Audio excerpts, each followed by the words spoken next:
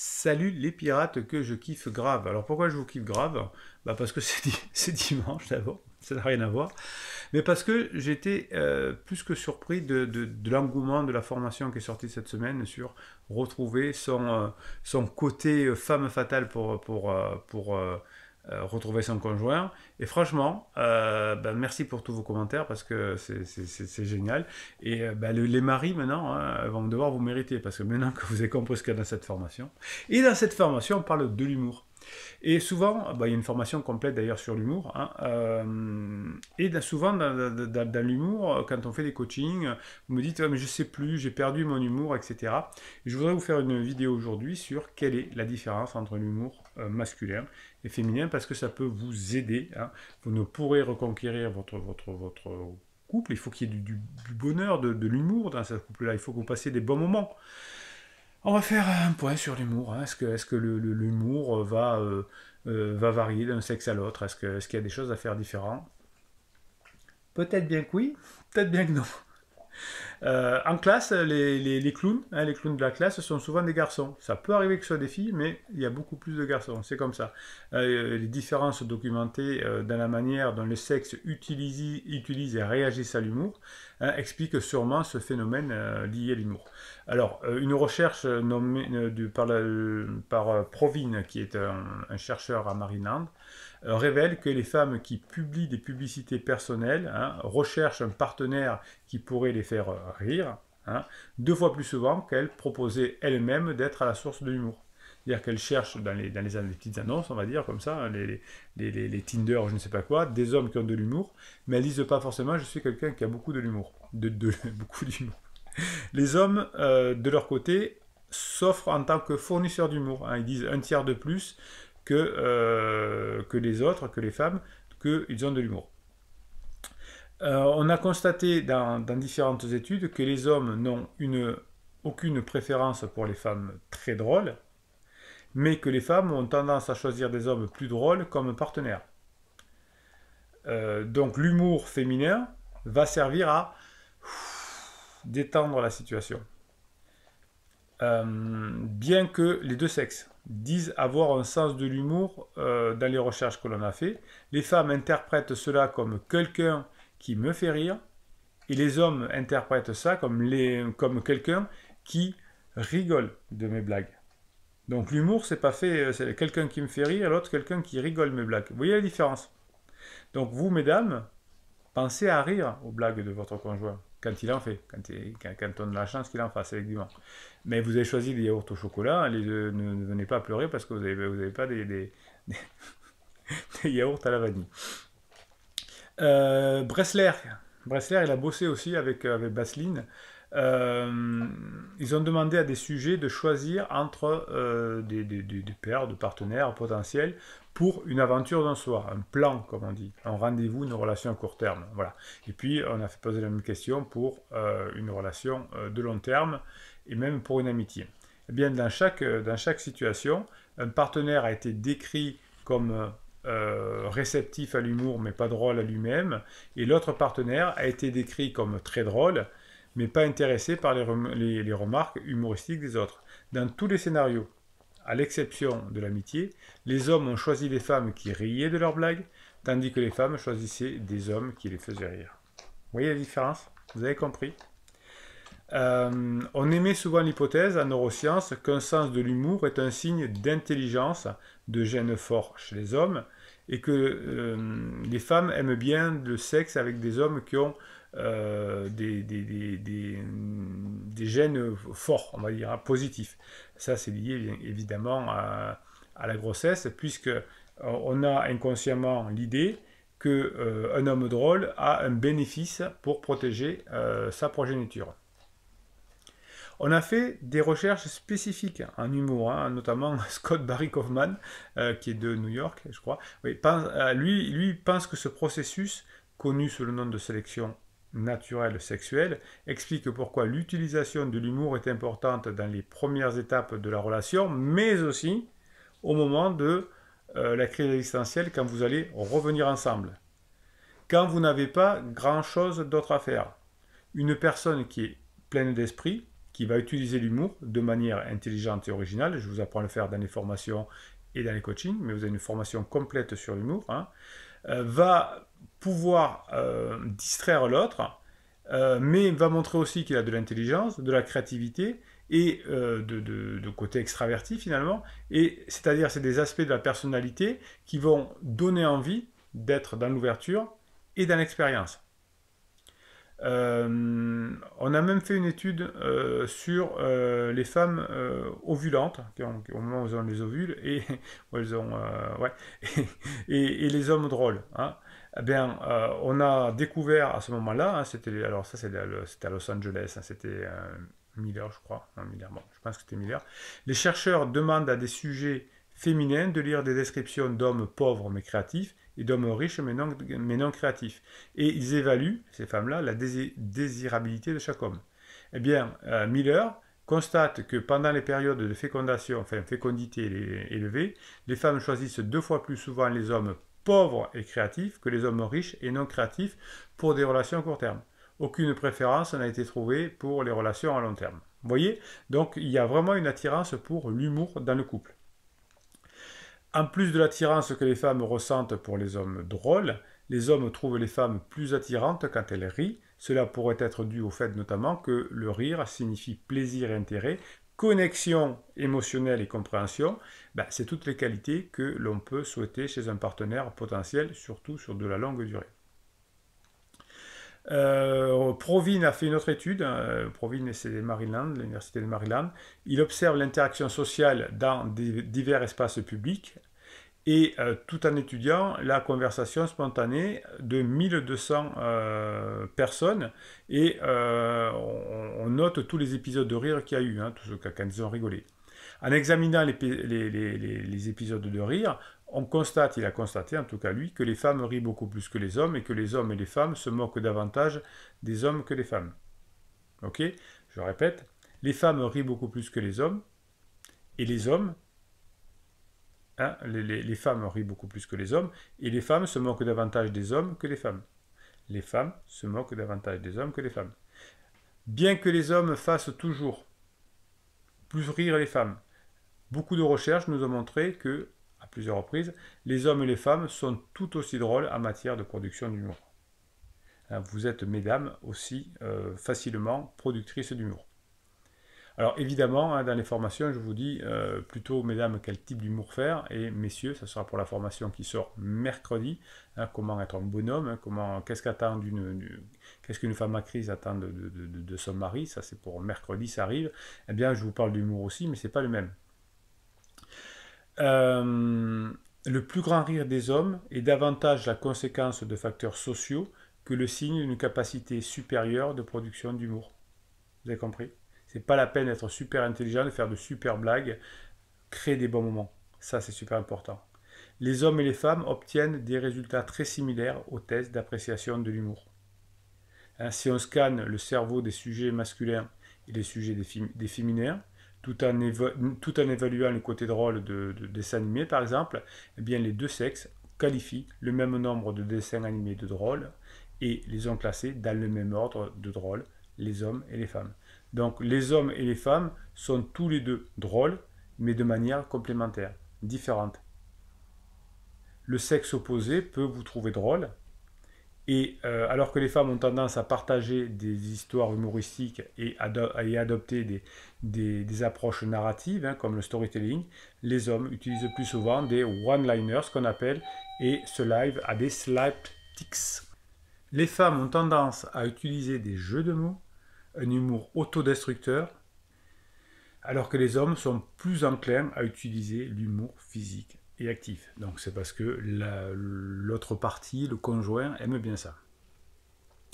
Une autre étude de Crawford, je crois que c'était Crawford, ouais, bon, lui c'est connectivité. Les hommes préfèrent l'humour burlesque, les blagues dures, l'humour actif, tandis que les femmes préfèrent un humour autodestructeur et le partage d'histoires amusantes, hein, c'est-à-dire de storytelling. On a enregistré des conversations pour plus de 2000 personnes et on constate que les hommes sont plus susceptibles de taquiner et d'essayer de se battre dans leur utilisation de l'humour avec d'autres hommes, hein, il y a un peu de combat, et on note aussi qu'ils se taquinent moins en présence des femmes. Donc vous voyez que tout est compliqué dans l'humour ou tout est super facile en fait. Ça dépend comme vous voyez le verre à moitié plein ou le verre à moitié vide. Les femmes taquinent plus que les hommes et les femmes adorent taquiner les hommes sur le fait d'être des hommes. Donc du coup les femmes n'aiment pas trop qu'on se moque d'elles, entre guillemets, mais en revanche, les femmes aiment bien se moquer des hommes dans les tendances que l'on a vues.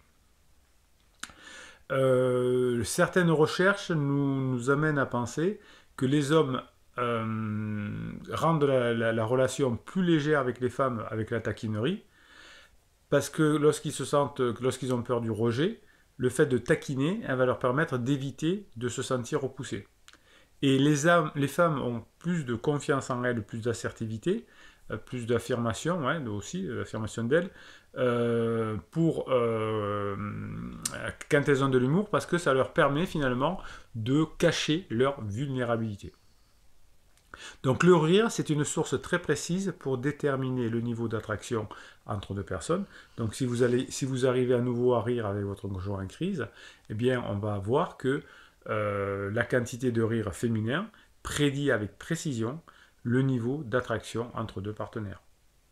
Donc si vous arrivez, messieurs, à faire rire madame, ou si madame, vous arrivez à rire, ou à obliger monsieur, à permettre à monsieur de vous faire des blagues, eh bien c'est excellent pour la crédibilité de revenir ensemble.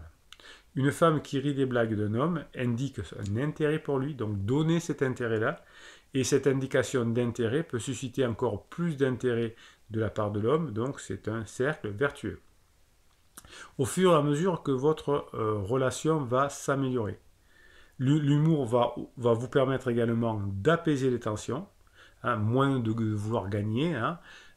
L'humour tendance à apaiser les choses. Dans les relations à long terme, on a de meilleures chances de continuer si la femme est aussi productrice d'humour. Donc autant dans les premières parties, l'homme fait de l'humour, lune de miel. La femme rit, ça fait un cercle vertueux. Pour que ça dure plus longtemps, l'humour féminin est aussi important. L'humour masculin trop lourd pourrait nuire aux relations, évidemment. On constate que l'utilisation de l'humour par les hommes lors d'un facteur de stress important dans la vie, tel qu'une perte d'emploi, un décès, etc., est associé à quelque chose qui va diminuer la relation. Donc ne cachez pas, hein, ne vous cachez pas quand vous n'êtes pas bien, etc. Ne faites pas de l'humour pour de l'humour triste, hein, du clown là, qui fait de l'humour pour cacher sa tristesse. Quand vous faites de l'humour, c'est pour distraire les personnes, c'est pas pour cacher. C'est très important. Donc cet humour que l'on retrouve dans les couples font qu'on a une plus grande fréquence de divorce ou de séparation dans les couples où il n'y a pas d'humour. Moins il y a d'humour dans le couple, plus il y a de fréquence de séparation. Plusieurs études nous montrent que cela pourrait venir du résultat que l'humour plus agressif des hommes est parfois inapproprié dans des situations stressantes, et donc que les personnes ne savent même plus en faire. Donc il vaut mieux faire de l'humour dans des situations stressantes que pas en faire du tout. Souvent, si vous ne savez plus avoir de l'humour, hein, ça va permettre ça va vous distendre. Le style de l'humour féminin est plus apaisant. Il va servir à améliorer les relations entre partenaires quand c'est difficile. Donc mesdames, n'hésitez pas à avoir de l'humour quand c'est compliqué avec votre conjoint. Messieurs, c'est plus en début de relation, hein, et c'est pas fait pour se cacher. Attention. L'humour masculin est mieux conçu pour attirer l'attention et l'affection, pour démarrer une relation.